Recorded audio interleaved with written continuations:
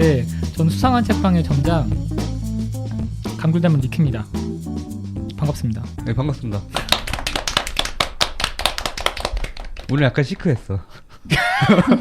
오늘은 따뜻하지 않았나요? 네, 약간 좀 그냥 감귤이 약간 시큼할 것 같았어 오늘은. 네. 아, 원래 감귤은 처음에 시큼한 다음에 네. 사서 이제 시간이 지나면서 말랑말랑해지고 달콤해지는 겁니다. 네. 네, 어떻게 시작을 해야 될까요? 뭐 우선은 그 책 언제 주실 거예요, 도대체? 책을 네. 맨 끝에 드리거나 맨 마지막에 드리려고 해요. 네. 근데 지금 제가 2부 게스트분이랑 이제 지금 딱 오셨으니까 2부 게스트분을 처음에 이분이 오신다고 얘기 듣고 많은 고민을 했습니다. 왜냐하면 어떤 책을 제가 드릴까, 어지간한 책 드려서는 이미 다 읽으셨을 것 같은데 네. 라고 생각을 했는데 처음에 바로 그냥 드릴게요. 책 소개를 하면서. 이게 저 백유경이라는 책이에요. 불교의 저기 우화에 자기의 그 불교의 어떤 이야기나 철학을 담은 이야기인데요. 거기 보면 100가지 이야기가 나오는데 다들 하나같이 어리석은 사람들에 대한 이야기예요.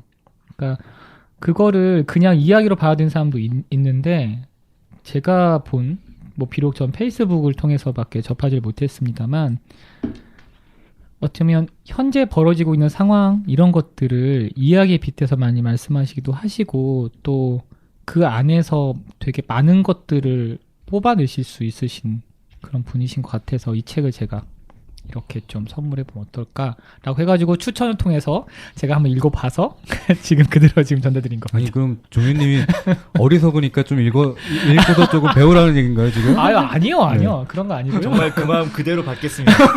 감사합니다. 이거 아닌데? 아유. 이게 제가 저기 종윤님께서 가끔 페이스북에서 그 좋은 이야기를 통해서 자기의 본심을 얘기를 하세요. 근데 저는 그게 너무 좋더라고요. 그래서 그걸 한번 제가 쫙 보니까 이 이야기들의 이런 슈퍼 발전판이 나오지 않을까. 그런 기대도 있습니다. 그럼 다음에 200유경 뭐 300유경 이렇게 나오겠네요. 네, 해가지고 네. 거기 그저 피트 바이 저기 뭐 백종윤 얘기해가지고 나오지 않으실까. 근데 저 이 책을 일단 안 읽어봤고요. 와우. 네, 다행이다. 그리고 지금 100가지 에피소드 중에서 한 2가지를 읽어봤는데 좋습니다. 네. 저한테 딱 좋은 책인 것 같습니다. 아이고. 아유, 다행이다. 이런 책 감사- 좋아해요. 네. 역시 감사합니다. 책 이야기. 저는 그 백유경을 사실 조금 예전부터 좀 알고 있었는데 그 제가 한번 썼던 삼층 누각이 사실 여기서 나와요. 아. 네. 그리고 제가 제일 좋아하는 그 저기 껍데기 벗기는 얘기가 껍데기 벗긴 얘기. 네. 그 저기 아들의 음. 네, 그 껍데기 벗기는 얘기가 있어요. 이제 거기서 소금치고 이제 그런 얘기가 나오는데 백유경 같은 경우에는 불교 동화거든요. 근데 옛날 그 동화들 보면은 상상치도 못할 정도로 좀 잔인한 내용들이 나와요. 그러니까 아마 그 당시에 사람들한테는 뭔가 충격요법을 썼던 것 같아요. 야만의 시대니까요. 그쵸. 네. 야만의 시대. 그러니까 딱 그때는 그런 게 뭐 그렇게 썩 문제가 안 되는 거죠. 우리 어렸을 때 코끼리래. 참 개구리 잡고 놀고 뭐 메뚜기 다리 떼고 이거랑 똑같은 거니까요. 근데 이거 너무 좋은 것 같아요, 진짜. 아우 다행입니다. 감사합니다. 네. 역시 릭님, 이렇게 또 뒤에서 흥망에서 또 지금 조정을 하시고 전 모릅니다. 저 책 한번 잠깐 줘 보실래요? 네. 이거 제가 처음에 도대체 그 감이 안 잡히는 거예요. 어느 네. 책을 드려야 될까? 근데 그거 어때요? 백유경? 이래가지고 백유경? 저기 성이 백시고 유경이라는 사람에 대한 얘기인가? 제가 그 정도로 해가지고 저도 어찌 생각하면 이 지금 수상한 책파이라는 코너 때문에 이 네. 책을 처음 접한 거죠. 네. 근데 여기에 딱 와닿는 몇 가지가 있어요. 네. 그러니까 궁극적으로 여기가 그 몇 가지 키워드가 있는데 그 중에 좀 찝어보자면 첫 번째로는 본질이 뭔지를 좀 네가 잘 깨달아라 이런 게 좀 많이 나오고요. 그러니까 겉에 보이는 허상이 아니라 그리고 진짜 중요한 게 뭔지 깨달아라 이런 게 좀 있고, 두 번째로는 저희가 여기 보면은 야 솔직히 이런 사람이 어딨어 할 정도로 진짜 어리석은 얘기들이 나오거든요. 네. 그런데 그런 사람이 있다는 게 아니라 우리 스스로도 그런 어리석음을 반복하면서 내가 깨닫지 못하는 건 아닐까? 이 생각도 많이 들었어요. 이 책에서. 어떤 이야기가 제일 마음에 드셨어요? 저요. 이거요. 안 그래도 그런 질문이 네. 나올까봐 여기까지 봤는데 잠깐 소개드릴게요. 이게 지금 67번째 얘기예요. 저 떡 하나 때문에 도둑 맞은 부부 얘기 나오거든요. 네. 예. 그냥 제 말로 좀 풀어보면 옛날에 어떤 부부가 있었는데 떡 3개를 먹은 거예요. 자, 이제 서서히 전조가 느껴지시죠?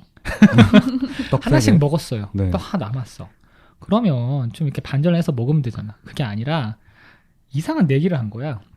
떡 하나를 놓고 누구든지 말을 꺼내는 사람이 이 떡을 못 먹는다. 그러니까 그렇게 이제 저기 뭐 눈싸움 비슷하게 들어간 거예요. 가만히 있는 거야. 내가 화장실 가고 싶어도 그냥 뭐 이렇게 떡 가만히 있는 거죠. 근데 조금 있다가 도둑이 들어왔어요. 도둑이. 그러면 도둑이 들어왔다라고 말을 해야 되는데 그러면 떡을 못 먹잖아요. 말이 안 되는데 아무도 말 안 한 거예요. 둘이. 도둑이 들어와 보니까 떡 하나 가만히 있고 그냥 가만 앉아 있는 거야. 이 두 부부가. 그래서 도둑이 처음에 깜짝 놀랐다가 이 얘네들 뭔가 이상하다 해가지고 뭐 재물 막 다 훔치고 해도 말 안 하는 거예요. 그런데 도둑이 딱 보니까 저 아내가 이뻐. 그래가지고 아내를 어떻게 하려고 지금 바로 남편이 있는데 하려고 하니까 아내가 이건 진짜 아니다. 그래가지고 도둑이하고 소리치면서 막 걔를 내쫓았어요. 그리고 나서 남편에게 야, 이 어리석은 놈아, 이 떡 하나 때문에 도적 보고 외치지 않으면 어떡하냐. 그러니까 남편이 손뼉을 치고 웃으면서 이제 이 떡 내 거 이랬다는 거예요. 그러니까 이게 이제 여기 보면은 이 책이 그쪽 불교 경전 불정 가능해에서 이제 좀 냈고 그다음에 민속사에서 나왔네요. 민속사에서 나왔어요. 네. 그리고 여기 보면은 저기 형각 스님이 이제 뒤에 이제 각줄 달아주셨는데 이런 거였어요. 조그만 이름이나 이익을 위하여 거짓으로 잠자코 고요히 있지만 헛된 번뇌와 갖가지 악한 도적의 침략을 받아서 자기 어떤 좋은 거를 잃고 세 갈래 나쁜 길에 떨어지게 되면서 이제 조금 더 두려워하지 않고 출세할 길만 강구한다. 그런 사람들이 많다. 그래서 자기가 중요한 게 뭔지 모르는 거죠. 그냥 난 이거 먹어야 돼. 그것보다 더 중요한 게 있는데. 그런 사람들이 많다라고 느껴지는 이 이야기가 전 되게 와닿았어요. 저는 그 이름에서 놀랐네요. 이제 각주를 달아주신 분이 형각스님이라고 하셨는데 형각스님은 그 외국인 스님이에요. 네, 맞아요. 그분이 그렇게 하버드 출신인가? 네, 맞습니다. 네. 한국 그 불교 비판을 많이 하시는. 이런 책으로 제가 즐겨 읽는 책은 사기에서 인물만 뽑아놓은 사기 열전이 있거든요. 네. 네, 보시면 정말 재미있고 비유라기보단 그때의 시대의 상황을 가지고서도 인간관계나 자기에 대한 이야기들을 정말 지혜를 많이 얻을 수 있는 책이 있습니다. 나중에 꼭 한번 권해보시면 좋을 것 같아요. 그러니까 어떤 책을 좋아하시죠? 아까 잠깐 말씀드렸지만 도서 추천을 요청을 많이 받는데 그때마다 그런 얘기를 해요.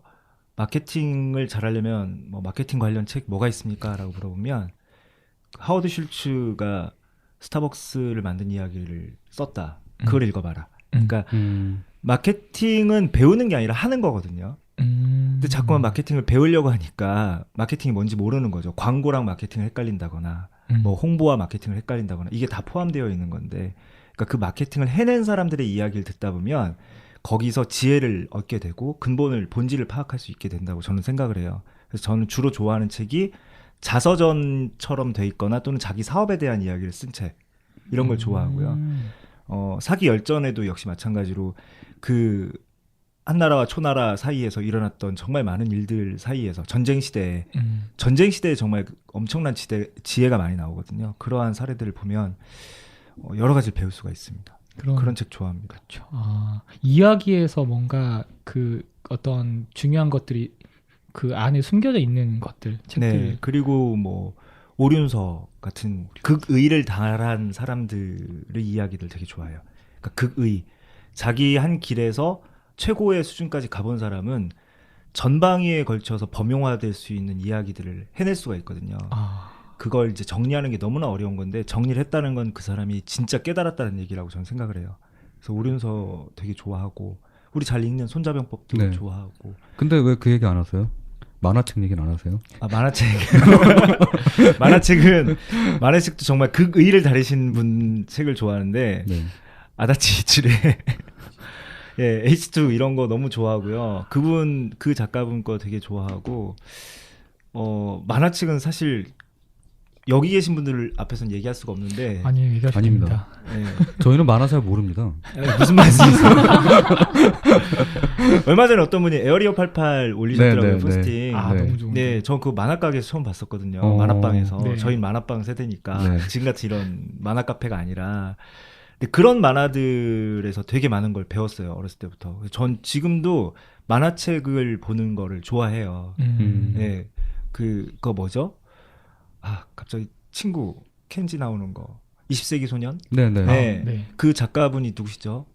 우라사와 나오키. 아, 역시. 네. 예, 이분 같은 경우는 굉장히 지킬 앤 하이드에 버금가는 인간의 본성에 대해서 맞아요. 예, 자아 분열까지 다 이야기하실 수 있는 분이라고 생각해요. 그런 분들 책은 2번, 3번을 읽어도 저한테 그때마다 전달되는 게 다 다르고 그래서 뭐 한국 작가님들을 뭐라고 하는 게 아니라 일본 작가와 한국 작가가 펼쳐내는 결이 좀 다른 것 같아요. 그래서 일본 작가들의 만화책은 사실 거의 다 봅니다.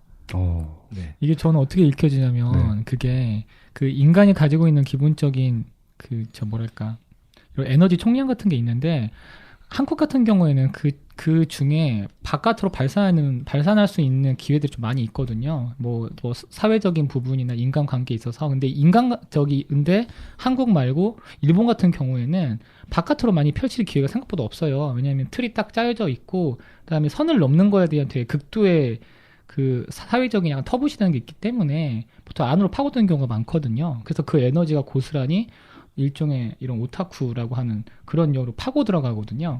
그러다 보니까 혼자서 뭔가 생각하거나 사고하거나 뭔가 공부하거나 하는 것들이 깊이 나고 이제 그거에서 이제 어떤 그 글이나든지 그림, 만화 이런 것들 콘텐츠가 되기 때문에 야 진짜 변태 같다 할 정도로 이쪽까지 느끼고 생각할 수 있단 말이야? 라고 하는 것들이 좀 나오는 게 아닐까라는 것도 있습니다.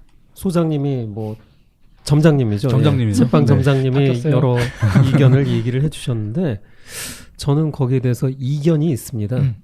그 뭐냐면요. 왜 지금 종윤님이 그 일본 만화는 결이 다르다라고 생각을 하시면서 한국 만화에 비해서 이런 면이 있는 것 같아라고 말씀을 하셨을까? 거기에 대해서 이제 점장님은 섬 문화에서의 특성상 이런 식으로 안으로 파고 들어가면서 어떤 오타쿠 문화로 이어지는 면이 있는 게 아닐까. 어느 정도 공감은 갑니다. 그런데 제가 생각하는 이견은 한국 문화가 예전부터 지금까지 갖고 있는 공통점이라는 게 교과서에서부터 미디어가 펼쳐내는 그 사상 문화에 이르기까지 사람을 되게 평면적으로 보게 만들어요.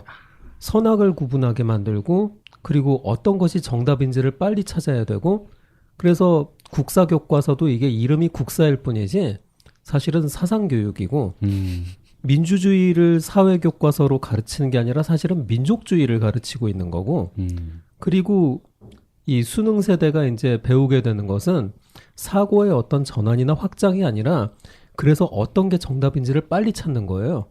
그러다 보니 같은 만화, 같은 소재, 같은 인물에 대해서 이야기를 할 때도 되게 평면적으로 얘는 나쁜 애, 얘는 좋은 애. 그러다 보니까 입체적으로 나쁜 사람은 어떤 면이 어떻게 나쁘고 어떻게 좋고 어떤 일을 해나가는지에 주안점이 두는 게 아니라 무조건 선악으로만 구분을 하는 거예요. 그럼 자아 분열 같은 이야기를 다룰 때 만화 자체가 굉장히 다루기 어려운 경계에 서버리죠. 저는 그게 한국 만화가 일본 만화에 비해서 그 평면적으로 갈 수밖에 없는 그 체계가 사회에 좀 책임이 있다고 생각을 하고요.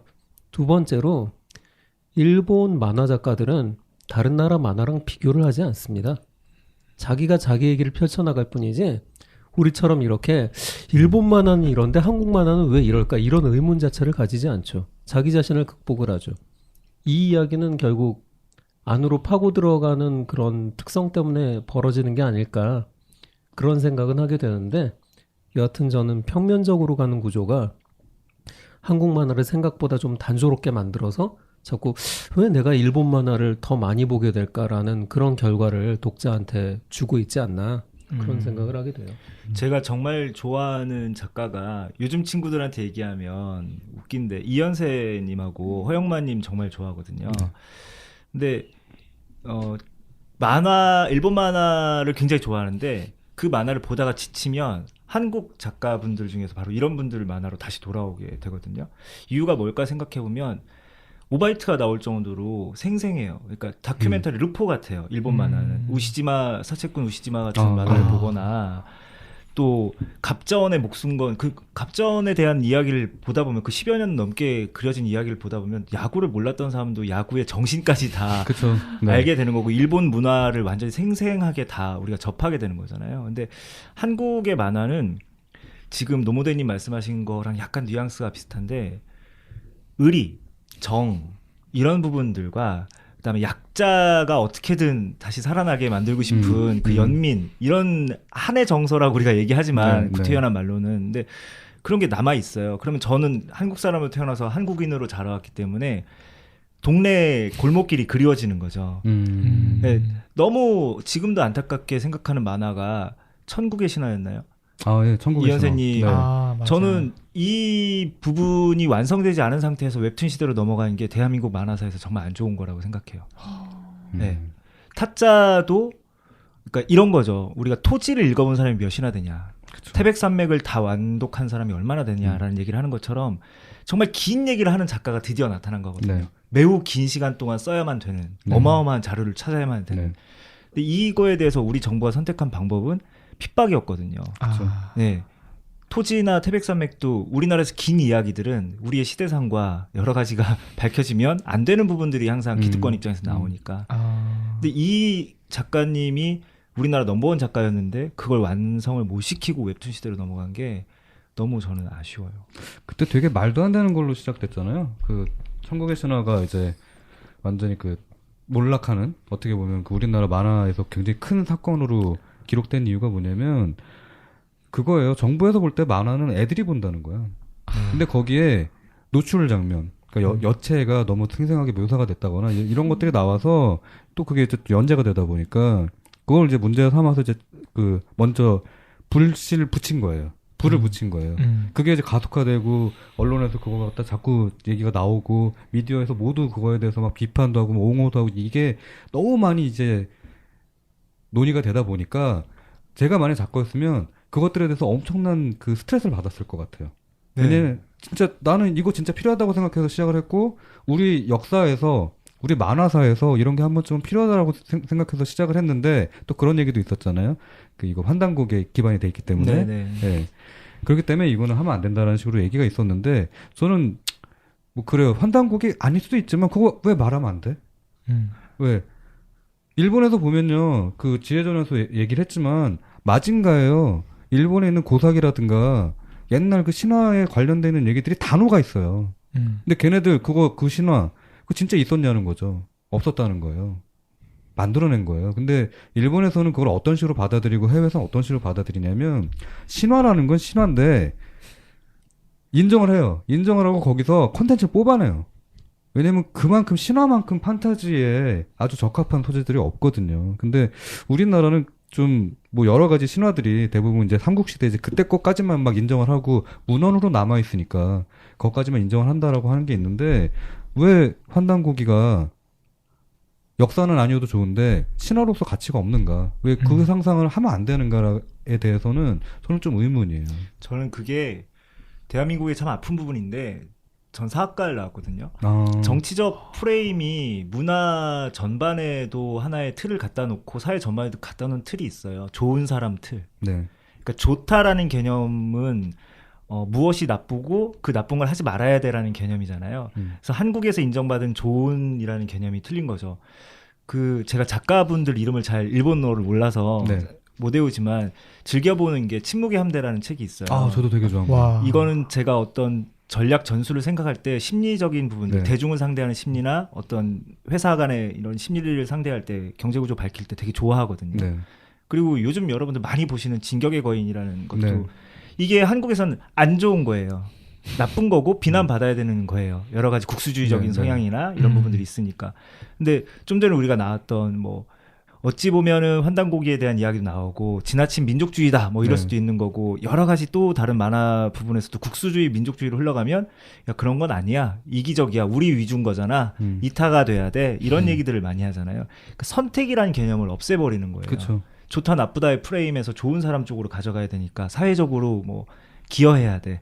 근데 그 기여가 말씀하신 크리에이티브한 영역이 아니라 하면 되는 것과 이끌고 가야 되는 것과 이렇게 정해진 부분들 프레임 속에서 계속 갇혀 있다 보니까 너무 아쉬워요. 전 세계에 내놔도 어마어마하게 좋은 이런 대서사 반지의 제왕 같은 거는 네, 맞아요. 낄 데가 못 되는 엄청난 대서사시거든요. 그런 부분들이 참 안타깝습니다. 그러니까 저는 이제 여기서 밝히자면 대학교 때 거의 환빠였었어요.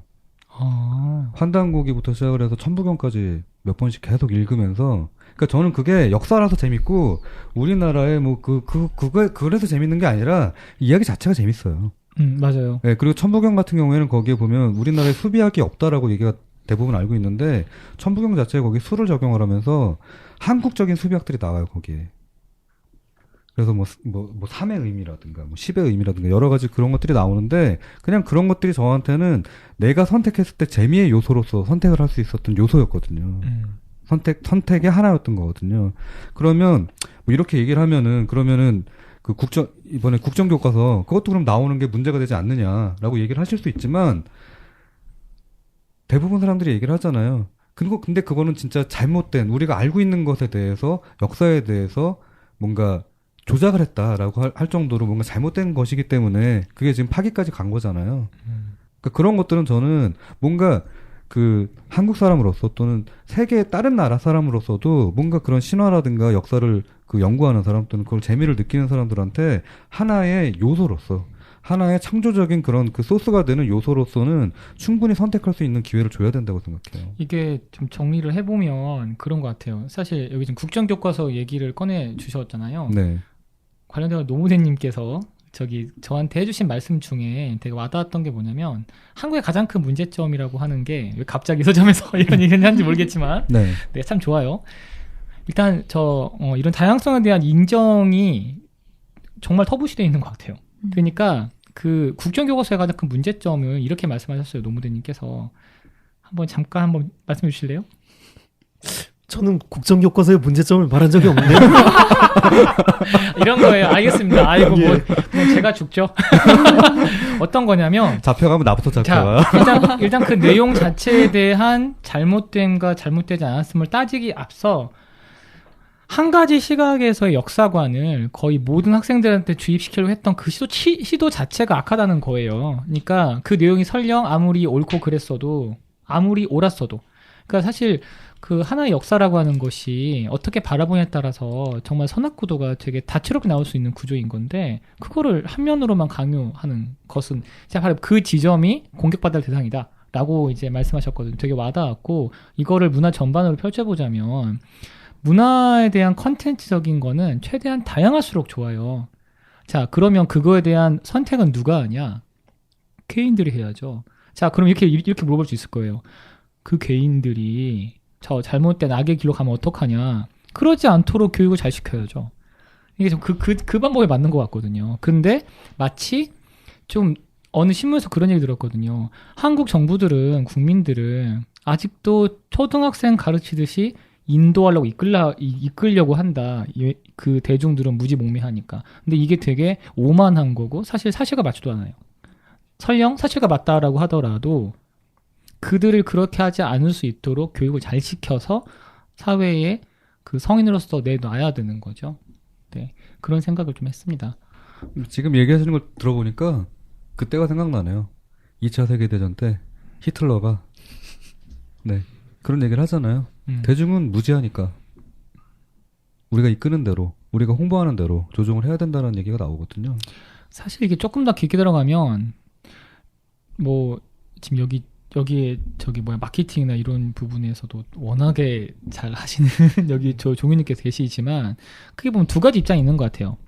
한 개인은 되게 명확하게 사고할 수 있는 그런 어떤 하나의 독립된 객체인 이다 아니면 객체가 돼야 된다라는 쪽이 있는가 하면 아니다 대중은 생각보다 되게 무지몽매하다 그렇기 때문에 쉽게 조종당할 수 있는 일종의 집단으로 봐야 된다. 자 그럼 그걸 어떤 식으로 접근할 것인가 뭐 이런 것도 있는 것 같은데 사실 뭐 제가 여기서 뭐 답을 뭐 시원하게 하지는 않겠고 그럴 수도 없지만 제가 그나마 좋아하는 쪽은 하나의 고유한 객체들이 최대한 고유성을 잃지 않는 수준에서 어떻게 협의와 흐름을 이끌어낼 수 있을 것인가 이거는 관심이 있습니다.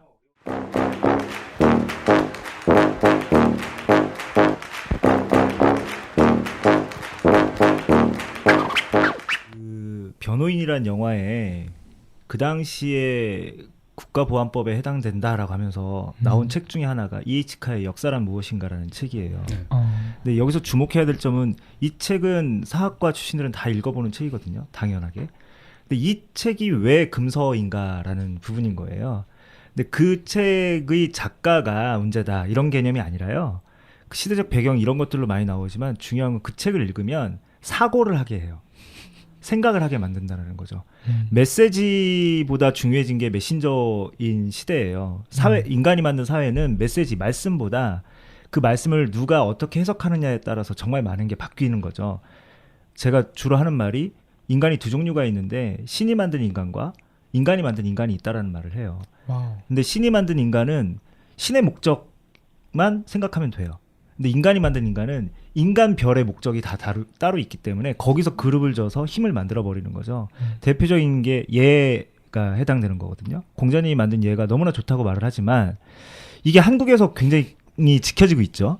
근데 얘가 없는 곳들도 많아요. 근데 얘와 비슷한 게 있습니다. 그게 뭐냐면 나이든 힘이 셌었는데 나이가 들어버린 사람을 보호하는 장치가 약간 얘랑 비슷해요.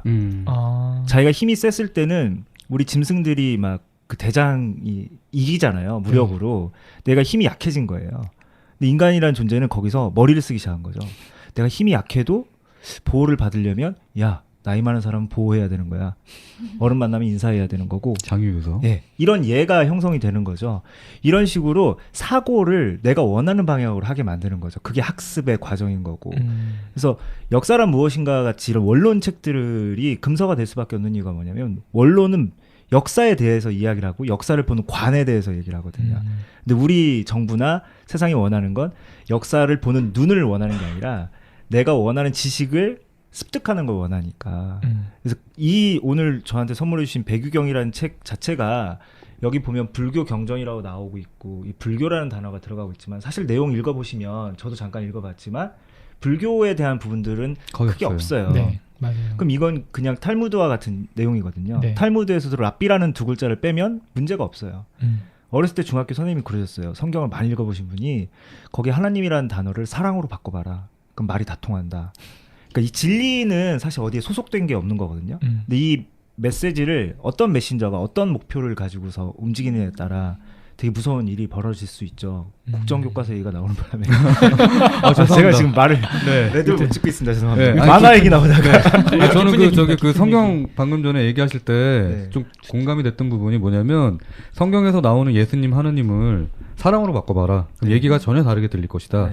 저는 그거를 성경을 일독을 하면서 어느 순간 재미가 없어서 거기다가 그 로봇 이름을 대입을 해봤어요. 로봇 이름이요? 네.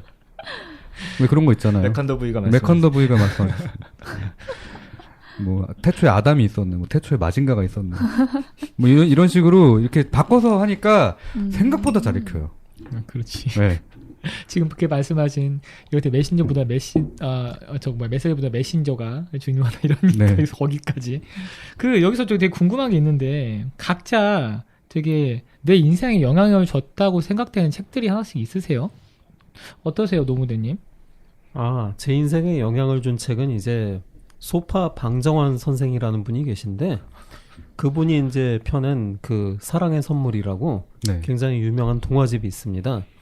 저는 그 동화집의 내용보다 방정환 선생이 왜 이 책을 펴냈고 그 당시 그 책을 어떻게 펴내게 되었는지의 그 배경을 알고 나서 굉장히 제 인생에 많은 영향을 받게 되었고 지금도 방정환 선생을 굉장히 존경하게 되는 계기가 되었습니다.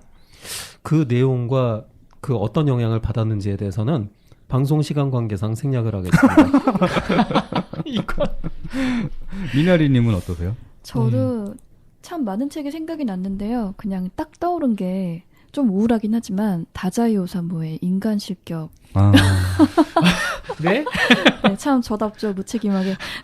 그게 갑자기 생각이 났어요. 그러니까 천성이 타고나기를 아예 멘탈 자체가 굉장히 약한 사람들이 있어요. 쿠쿠다스처럼 외부 자극에 굉장히 민감하고 그리고 그러니까 멘탈이 개복치급 플랑크톤 약간 이런 느낌.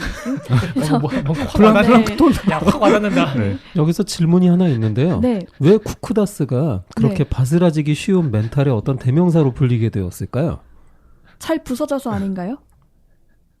잘 부서지는 과자가 쿠쿠다스 말고도 더 많지 않을까요? 그런가? 아니요, 쿠쿠다스가 유독 잘 부서져요. 왜 그런 인상을 갖게 되었을까요? 쿠쿠다스 봉지 있잖아요. 봉지에 담겨져 있잖아요. 깔 때 100% 부서져요. 아, 맞아요. 바로 이겁니다. 사람들이 그런데 쿠쿠다스가 잘 부서지기 때문에 그게 아니라 봉지에서 꺼낼 때 문제예요. 패키지 문제예요. 맞네요. 네. 왜 그렇게 만들었을까요? 그러니까. 저기 방송 듣는 분들은 쿠쿠다스 패키지 디자인한 분 좀 섭외를 할게요. 요새 많이 그래도 뜯어보셔도 고쳤다고 하던데. 그래요? 아니에요. 자, 이야기를 네. 다시 이어가야 됩니다. 네, 계속 이야기해 주세요. 네, 저도 뭐 길게 말하긴 힘들겠지만 아무튼 작가 자체도 굉장히 민감하고 섬세한 사람이고 생각이 참 많은 사람이고 그리고 저도 뭔가 일반적인 사람들이 살아가는 이 세상에서 너무 보이는 게 많은 거예요. 그리고 견디기 힘든 점들이 너무 많아서 나는 어떻게 살아야 되지? 이런 생각을 참 많이 하고 살았어요. 근데 그런 비슷한 생각들을 이 작가가 자서전처럼 자기 얘기하듯이 풀어냈고 결국에는 이 사람도 이제 자살로 생을 마감했고 그리고 암울하다. 책의 화자도 똑같이 그렇게 되긴 했는데 아무튼 이제 비극적인 무언가를 본받아서 나도 그렇게 되겠다 이런 건 아니고요. 이게 이제 그런 성격을 가지고 태어난 사람들의 약한 부분 그리고 슬프고 뭐 그런 부분들에 대해서 대변해주는 느낌이 들었어요. 그래서 아 나만 너무너무 특이해서 이런 게 아니구나. 이런 사람들이 존재하는구나. 이러면서 조금 오히려 위로가 좀 됐던 것 같아요. 네. 감사합니다. 네. 그럼 저희들의 광 PD님 네. 어떻게 생각하시나요, 제이크님? 아, 저는 어떤 너무 쉽게 생각하고 이거 준비를 해왔나 봐. 아니에요, 네, 말씀하세요. 왜냐면 저한테 가장 지대하게 영향을 끼쳤던 책은 예전에 계몽사에서 나왔던 세계 어린이 명작 동화예요. 네. 이게 왜 저는 이거는 절대 잊을 수가 없는 게요.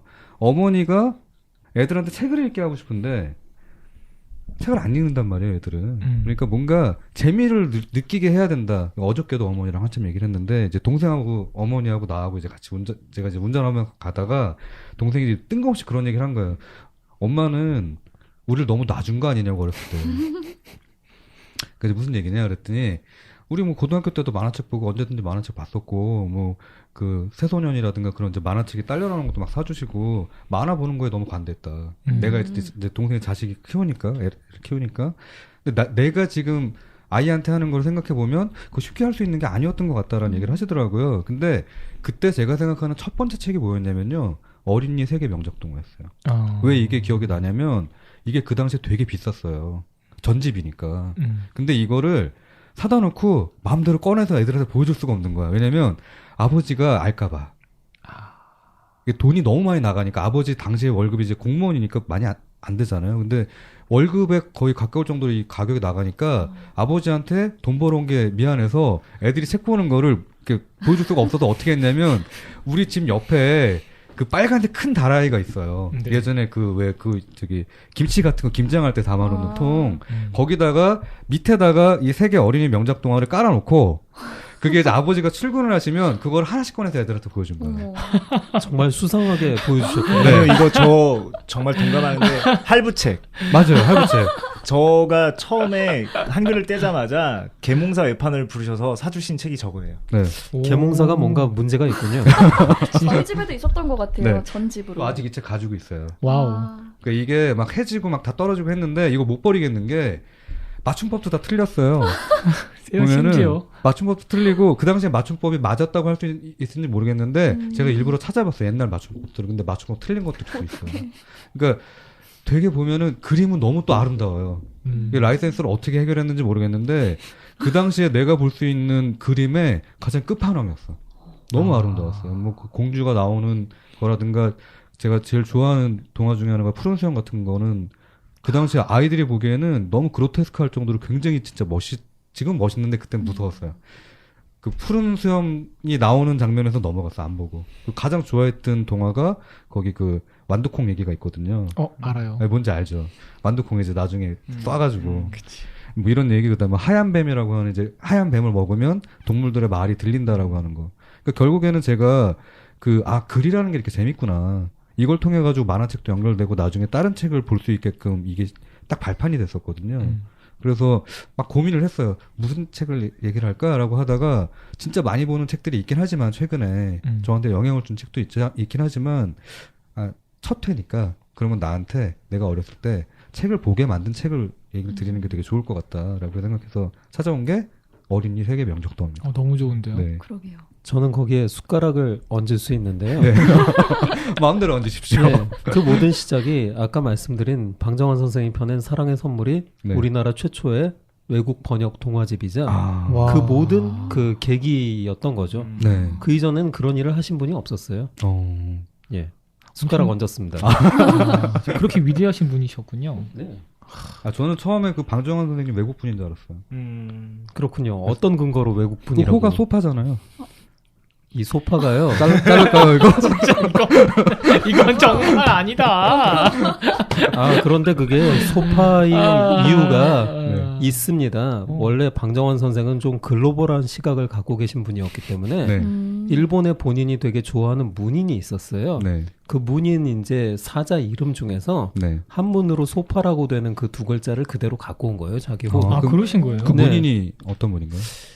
이와자미 머시기 선생이었는데 네. 예, 일본 사람이라서 이름은 잘 기억이 나지 않습니다만 네. 나름대로 이제 방정환 선생이 나도 조선에서 이런 사람이 되어야 되지 않을까 그렇게 생각을 하셨던 것 같아요. 재밌다. 뭐 지금 순서가 저만 얘기하면 되는 건가요? 그렇죠, 예, 네. 점장님. 아까 사마열전이라든지 되게 하셨는데 저도 생각을 많이 해봤거든요. 책을 많이 당연히 읽었겠죠. 그리고 제가 어린 시절에 제가 소꿉친구가 없어요. 그러니까 집안 사정 때문에 이사를 진짜 많이 했거든요. 그래가지고 같은 데서 살아본 적이 거의 없어요. 거의 저 혼자만 이렇게 돌아다녔거든요. 저희 동생들은 친척집에 있고. 근데 그때 혼자 할 수 있는 게 딱 두 가지 있어요. 그림 그리고 책 읽고 이거밖에 없는 거예요. 많이 읽었는데 그래서 그 중에 하나를 뽑으라니까 참 어려운데 그냥 이 질문을 보고 딱 떠오르는 책이 하나 있는 게 어린 왕자. 어린 왕자가 그 표정은 뭐죠? 저도 어린 왕자를 딱 생각했었는데 너무 갑자기 우울하게 갔죠. 아니 이게 제가 이런 인간 실격과 어린 왕자 사이에는 정말 커다란 갭차가 있지만 근데 왜 좋아하냐면 이야기인데 너무 아름답고 제가 잘 기억이 안 날 정도의 아주 어릴 때 처음에 읽었는데 그 뭔가 그냥 단순한 이야기로만 그칠 수 없는 무엇이 속에 있는 것 같은 거예요. 그래서 이제 지금 제가 드린 그런 백유경도 하나의 이야기에 기대어 그 안에 있는 본질적인 부분을 건드리잖아요. 어린 왕자도 그런 얘기를 많이 해요. 예를 들면 뭐 이런 밀박과 이런 여우 이야기라든지 그 다음에 장미꽃 그 장미꽃이 되게 수만 수천의 장미꽃이 아니라 그 장미꽃 세상에 한 개밖에 없는 거라든지 뭐 이런 얘기가 나중에 새롭게 볼수록 그러니까 나중에 나이 먹어서 보면 볼수록 그게 새롭게 다가가게끔 하는 그런 게 이제 그 매력이 있고 저의 어떤 그냥 뜬구름 잡는 얘기 하는데 그런 되게 첫 번째 부르짖히지 않았을까 생각을 합니다. 예, 그걸 계기로. 어린 왕자 근데 다 크고 나서 읽으니까 되게 슬픈 내용이더라고요. 맞아요. 볼 네. 때마다 그리고 느껴지는 네. 감정이 달라요. 그런 책들이 있는 것 같아요. 그러니까 저도 이제 살면서 계속해서 반복해서 보는 책들이 있거든요. 생각나서. 근데 그런 책들은 보면은 이게 10대 때 읽었을 때 틀리고 20대 봤을 때 틀리고 30대 봤을 때 틀리고 뭐 이렇게 제가 40대 넘어오면서 또 느낌이 틀린 책들이 있는데 어린 왕자가 가장 대표적이에요. 맞아요. 근데 여기 계신 분들이 인생의 그 어떤 중요한 책 얘기하실 때 옛날 어렸을 때 책들 얘기 나왔잖아요. 네. 제가 딸이 이제 14개월째 접어드는데 처형이 딸 둘을 키우면서 사놨던 책들을 어마어마하게 보내줬어요. 이 아이는 책을 읽을 수가 없잖아요. 근데 우리는 어렸을 때 시대가 그랬는지 모르겠지만 저도 그림책이라는 건 없었거든요. 근데 제가 요즘에 느낀 게 이 그림책들에는요 SF가 없어요. 맞아요. 정확하게 말하면 의인화가 있는 것뿐이죠. 그래서 아이들한테 학습을 시켜요, 자꾸. 상상력을 불러일으키는 거는 큰 부엉이가 말을 해 이런 식의 상상력은 불러일으키지만 저는 저한테 가장 큰 영향을 끼쳤던 것들이 글자로 읽었던 투명망토, 로봇집바, 네. 그리고 AFKN의 만화들, SF적인 것들이거든요. 그래서 이야기를 상상하는 게 아주 자연스럽단 말이에요. 그렇죠. 그러니까 이야기 자체를. 근데 요즘에 어린 애기들은요, 되게 좋은 교육법 많이 나오잖아요. 근데 지금도 그림책부터 보기 시작하면서 엄마 아빠가 설명을 하는 거예요. 이 얄팍한 현실 세계의 사람들이 이 애기의 무한한 흰 도화지에 제가 제 색깔을 입혀버리는 거죠. 그 저가 어느 날부터 바꿨어요, 생각을. 설명 안 해줘요. 물어봐요, 그냥. 뭐 할까? 뭘까? 이것만으로도 충격을 받았던 게 한 엄마가 애기랑 이야기하는 걸 제가 봤거든요. 엄마 비는 왜 내려요? 그러니까 엄마가 이런 대답을 하는 거예요. 글쎄 비는 왜 내릴까? 와. 이게 진짜 어마어마한 대답인 것 같더라고요. 그래서 근데 우리가 인생에 영향을 주는 책들은 구체적인 소설이나 성공학 서적도 있지만 대부분 보면 우리가 감당할 수 없을 만큼의 풍요로운 얘기들, 막 아까 두려움도 네. 얘기하시고 그랬지만 그런 것들이 주로 우리한테 영향을 주지 않았을까. 네. 갑자기 얘기하시는 거 들어보니까 아기가 생각났어요. 너무 획일화될 수도 있겠구나, 조심해야 되겠다는 생각이 들었습니다. 너무 좋습니다. 그러니까 제가 그 사촌 동생들 그다음에 약간 나이가 어린 친구들한테 항상 말하는 게 있어요. 지식의 시작은 왜라는 질문에서 시작된다고. 그러니까 대부분 우리나라 엄마들이나 아빠들이나 그 가정교육을 하면서 아이가 왜라는 질문을 하면 얼버무려요. 우리나라 성교육도 그렇고요. 그러다가 요즘 인터넷이 발달되니까 아이들한테 네이버 찾아봐. 이런 식으로 얘기를 해요. 근데 그게 참 무책임하고, 그분들 좀 무책임 상담소에 좀 초대를 해야 될 것 같은데, 그러니까 이게 참 무책임하고 잘못됐다라고 생각을 하는 게 사실은 답을 주지 않아야 돼요. 단어라고 하는 것에 대해서 내가 배워갈 때는 원래는 사전을 찾는 방법도 있지만 그 단어에 대해서 내가 이게 도대체 뭘까라고 상상하는 데서 시작되고 이게 도대체 왜 이렇게 이름이 붙여졌을까라고 그거에 대해서 고민을 하면서 다음 단계로 넘어가는 지식이 쌓이거든요. 몸에 각인되듯이. 근데 이게 너무 쉽게 답을 찾을 수 있고 너무 쉽게 그 뭔가 해법을 알려주고 또는 부모님들은 너무 무책임하게 그거에 대해서 그냥 넘어가 버리니까 아이들이 상상력을 키울 수 있는 기회 자체를 뺏어버리는 거예요, 다. 그러니까 방금 전에 그 SF 동화가 없다. 근데 아이들한테 로봇을 설명하려면 한참 걸린다. 근데 생각보다 빨리 배워요. 어디서 배우냐면 뽀로로 보면 로봇도 나와요. 그러니까 이것들이 잘못됐다는 건 아니지만 뭔가 자꾸 기회를 뺏는다는 생각이 뭐냐면 아이들한테 로봇에 대해서 얘기를 해주기 전에 그것에 대해서 상상을 하게 만들어주는 게 되게 중요하고 글을 통해서 그 좀 고민하게 해줘야 되는데 그것까지 다 뺏어버리고 로봇은 이렇게 생겼어라고 해서 그걸 먼저 보여줘 버리는 거예요. 그러면 걔네들은 그거에 대해서 확장이 안 돼. 더 이상.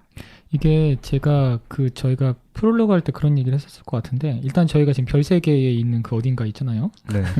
얘기해 보면 이런 얘기 나왔어요. 그때 최대한 디테일할수록 창의적인 것이 나오기 어렵다. 그러니까 쉽게 말해 상상한 힘을 잃어버리기 때문이죠. 그리고 최근에 전 가장 좋아했던 그림이 일단 전 그림 그린 사람이니까 가장 좋아했던 그림이 상상화였어요. 그 학교에서 한밤 저기 상상대로 그려봐는 너무 좋았고 막 그렸거든요. 근데 제가 얼마 전에 충격적인 얘기를 들은 게 상상화를 그려 그러면 어떻게 그려야 하고 안 그린다는 거예요. 요즘 어린아이들이. 네. 그리고 그러면 앞에 있는 거 보고 그려봐 하면 그건 또 잘 그린대요. 그러니까 어느 일정 수준 넘어가면. 그러니까 왜 그렇게 됐을까? 저희가 그리고 옛날 책 같은 경우에 옛날 동화 같은 경우 그러니까 옛날이라고 하는 것이 좀 지금 말고 한 100년, 200년 전으로 거슬러 올라가면 이런 지식의 날 것들이 많았거든요. 생생한 날 것들이. 근데 그런 날 것들을 가지고 있으면 거기서 여러 가지 해당 요리 같은 게 나올 수 있고 그다음에 많은 것들을 뭔가 할 수 있는 자유도가 있는데 지금은 그게 너무 없고 그냥 패키징 되어 있어가지고 나와버리는 거죠. 그래서 아까 그런 말씀이신 것 같아요. 얘기 들어보면 이제 슬슬 시간이 돼서 마무리를 지어야 되겠지만 제가 볼 때 이런 것 같아요. 제가 일단 저 수상한 책방을 운영하는 측면에서 말씀드리자면 상상할 수 있는 여지를 주는 어떤 그런 컨텐츠가 중요하다라는 생각이 들고요. 어린 아이들에게 야 이게 정답이야라고 함부로 말할 수 없어요. 예, 지금 수준에서의 정답인 거예요. 옛날 지동설 시대 때 그때 어떤 지식과 정보가 지금 사실 말도 안 되잖아요. 근데 그 당시 사람들 그게 정답이라고 믿었단 말이죠.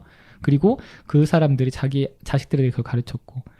그런데 왜 저희가 지금 보다 발전된 진일보된 세상에 살고 있냐면 그 지식이 거짓말일 수도 있잖아. 그 지식이 안 맞을 수도 있잖아. 라고 의심을 품었기 때문에 저희가 지금 발전돼 가는 생각하거든요.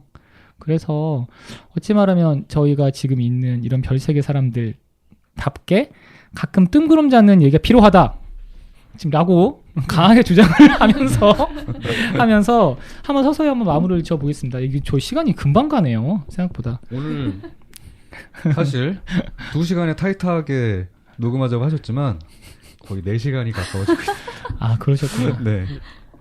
자, 1부 준비도 해주시고, 네. 네. 또 이제 다음에 또 준비를 하셔야 되잖아요. 네. 오늘 어떠셨는지.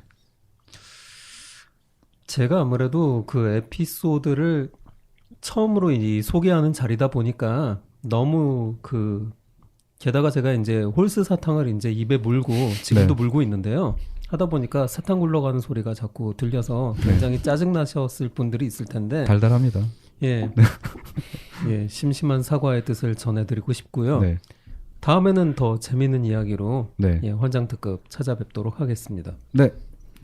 2부 미나리 소장님. 네, 처음에 사실 긴장했습니다. 네. 왜냐하면 게스트 분께서 너무 이제 조언의 끝판왕이신 분이 처음으로 딱 나오셨으니까 아니 나 따위가 어떻게 상담을? 이런 생각으로 시작을 해서 근데 하다 보니까 또 같이 이야기를 참 잘 하게 되네요. 여러 명이서. 네. 이 케미가 너무 좋은 것 같아요. 그래서 네. 앞으로도 다른 분들의 활약에 힘입어서 열심히 또 해보겠습니다. 네. 네. 3부. 오늘 다른 별명을 얻게 되신 뜬구름님. 뜬구름 감귤. 네. 뜬구름 감귤까지 가셨는데, 네. 3부 수상한 책방. 네. 사실 그 책 자체에 좀 더 집중을 해서 이제 좀 해야겠다는 생각은 했어요. 네. 그리고 어찌 말하면은 제가 지금 게스트 분께 집중해서 이 책을 저도 한번 사실 오기 전에 거의 다 읽었거든요. 어저께 샀는데 부디 마음에 드셨으면 좋겠고요. 네, 마음에 드신대요. 어이구. 두 번째 게스트 분들 같은 경우에 만일 오시게 되면 그분에 대한 이야기, 그 다음에 제가 여하튼간에 수상한 책방이라고 하는 컨셉트가 있으니까 거기에 좀 더 집중해서 이야기를 좀 더 풀었으면 좋겠다. 그 생각했습니다. 네. 전혀 뜬구름 잡지 않으시는데? 네. 마지막은 또 뜬구름에서 바닥을 내려놓으셨네요. 예. 정신 차려야 돼요, 마지막엔. 종윤님의 소감도 네, 들어볼까요? 종윤님 오늘 이제 첫 게스트셨는데 어떠셨는지. 제가 오늘 이곳에 와서 느낀 점은 여긴 위험하다. 천일야화가 천일로 끝나지 않고 천일하고도 하루 더 이틀 더 이렇게 갈 수도 있는 곳인 것 같습니다. 너무 유익하고 즐거운 시간이었습니다. 초대해 주셔서 감사했습니다. 네. 저는 그 천일야화에서 이어받을게요. 그 천일야화가 사실은 그 세일하자드가 목숨을 잃지 않기 위해서 계속해서 얘기를 한 거잖아요. 저희 목숨 잃지 않기 위해서 방송 계속 이어가겠습니다. 네. 네, 오늘 너무 감사드리고요. 다음 2회 때 다시 또 뵙겠습니다. 감사합니다. 감사합니다. 고맙습니다. 아유, 고생하셨습니다. 와, 정말 아니, 진짜 거의 몇 시간. 예. 얘기하다가 큰일 났어요.